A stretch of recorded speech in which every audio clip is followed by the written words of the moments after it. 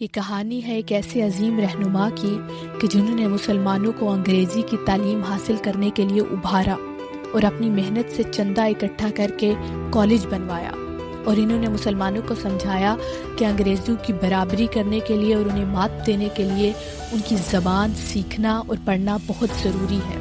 اس عظیم ہستی کا نام سر سید احمد خان ہے۔ ایک دفعہ جب آپ بچے تھے تو نوکر کی کسی غلطی پر اسے تھپڑ مارا۔ ان کی والدہ سخت خفا ہوئی اور کہا کہ جب تک معافی نہیں مانگ لیتے روٹی نہیں ملے گی۔ سر سید احمد خان ناراض ہو کر اپنی خالہ کی طرف چلے گئے۔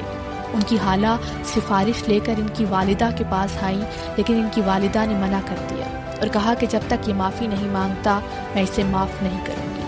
خالہ نے جا کر ساری بات سر سید احمد خان کو بتائی اور سر سید احمد خان کو سمجھ آ گئی کہ معافی مانگے بغیر گزارا نہیں۔ انہوں نے اپنی والدہ اور اس نوکر سے معافی مانگی۔ آج لوگ شکایت کرتے نظر آتے ہیں کہ سر سید احمد خان، علامہ اقبال اور قائد اعظم جیسے رہنما پیدا کرنا مشکل ہے۔ میں سوال پوچھتی ہوں کہ سر سید احمد خان، قائد اعظم اور علامہ اقبال کی ماؤں جیسی مائیں موجود ہیں جو بچوں کو صحیح اور غلط میں تفریق کر کے بتائیں اور ان کی غلطی پر انہیں سزا دیں؟ تو جواب نہیں ملے گا افسوس کے ساتھ۔ It takes a lot of courage to forgive someone, but it takes even bigger courage